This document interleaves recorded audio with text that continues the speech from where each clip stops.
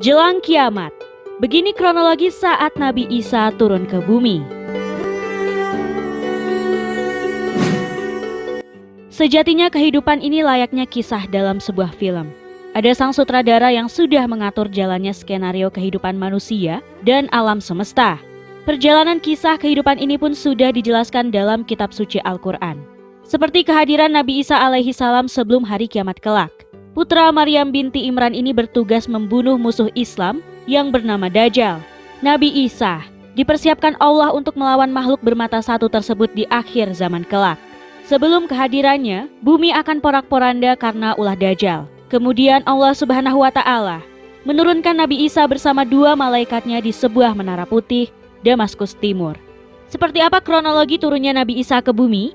Berikut ulasannya. Umat Islam begitu menghormati dan mempercayai Nabi Isa alaihi salam. Tidak dikatakan utuh keislaman seseorang sebelum ia mengimani Nabi Isa.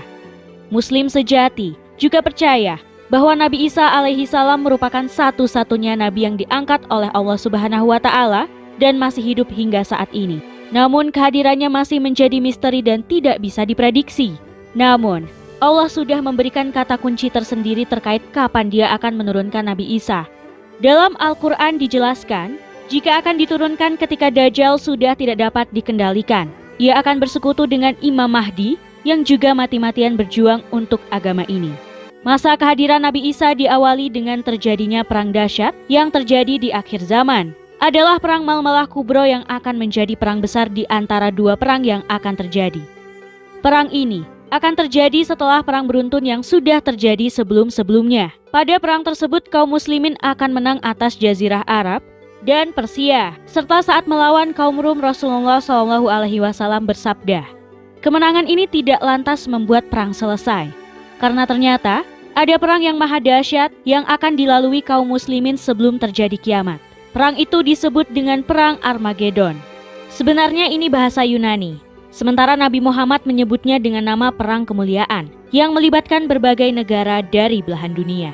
Nantinya hanya akan ada dua golongan saja, yakni golongan kaum muslim yang dipimpin oleh Imam Mahdi dan golongan kafir yang dipimpin oleh Dajjal. Lalu, di tengah huru-hara yang tercipta, Allah Subhanahu wa Ta'ala menurunkan pertolongan, yakni kedatangan Nabi Isa alaihi salam, putra Maryam. Ia akan turun di Menara Putih di timur Damaskus ketika menjelang fajar. Kemudian Isa masuk ke markas kaum muslimin dan ikut dalam barisan sholat subuh. Setelah itu, ia bersama Al-Mahdi akan memimpin kaum muslimin menyerbu seluruh markas kaum kafir, bahkan berhasil membunuh Dajjal dan seluruh orang kafir. Ketika Allah telah mengutus Al-Masih ibnu Maryam, maka turunlah ia di Menara Putih di sebelah timur Damasik dengan mengenakan dua buah pakaian yang dicelup dengan waras dan zafaran, dan kedua telapak tangannya diletakkan di sayap dua malaikat. Bila ia menundukkan kepala, maka menurunlah rambutnya, dan jika diangkatnya, kelihatan landai seperti mutiara.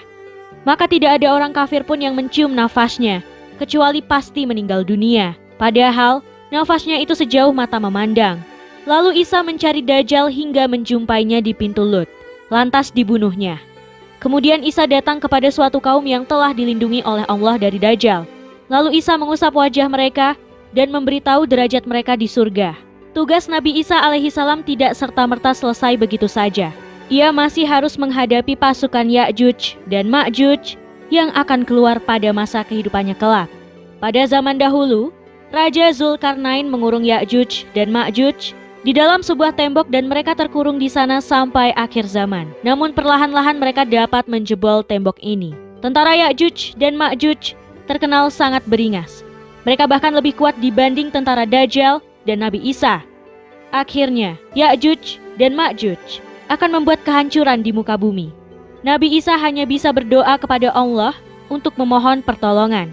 Doa tersebut dikabulkan Allah dengan mengirim hama yang bisa menyebabkan penyakit.